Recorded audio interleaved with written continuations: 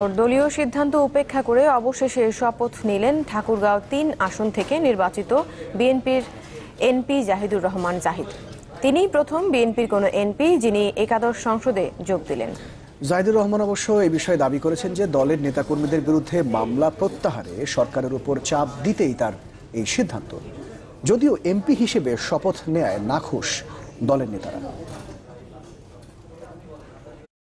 বেশ কিছুদিন ধরেই শোনা যাচ্ছিল শপথ নিতে পারেন একাদশ সংসদ নির্বাচনে বিজয়ী বিএনপির প্রার্থীরা। যদিও তা বারবারই অস্বীকার করে আসছিলেন দলটির শীর্ষ নেতারা।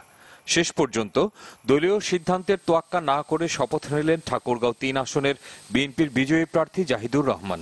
জাতীয় সংসদ ভবনে তাকে শপথ পড়ান স্পিকার ডক্টর শিরিন শারমিন চৌধুরী।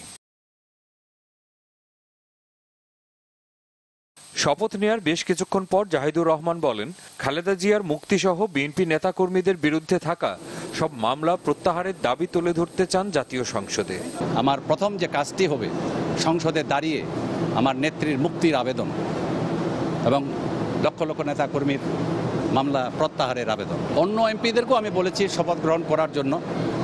হয়তো এখন তারা চিন্তা ভাবনা করবে, বুঝে দেখবে, হয়তো তারাও হয়তো এই পথে আসতে পারে। দলীয় সিদ্ধান্তের বাইরে গিয়ে জাহিদুর রহমান শপথ নেয় হতাশ ঠাকুরগাঁও জেলা বিএনপির নেতাকর্মীরা। দাবি জানান দল থেকে বহিষ্কারের সিদ্ধান্ত ছিল যে বিএনপি শপথ নেবে না। সেই সিদ্ধান্তের বাইরে গিয়ে তিনি যে শপথ গ্রহণ করেছেন তার বিরুদ্ধে এখন দলীয় সিদ্ধান্ত গ্রহণ করা হবে বলে আমরা বিশ্বাস করি। আমাদের যারা পীরগঞ্জ এবং রানীশঙ্করের যে আসনের যারা বিএনপি করে তারা সকলেই যাচ্ছে যে জাহিদুল ভাইকে জানি বহিষ্কার করে দেওয়া হোক।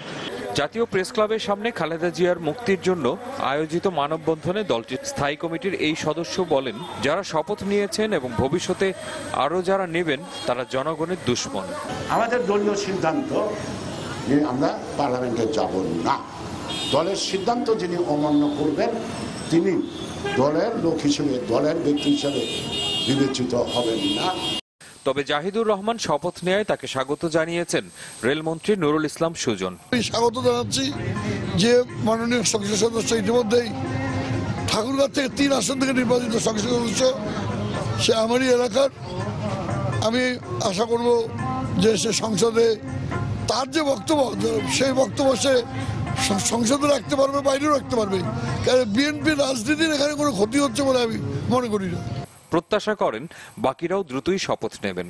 6 জনের মধ্যে তো একজন নিল, আরো নেবে। মহসিনুর রহমান বাদল, চ্যানেল 24, ঢাকা।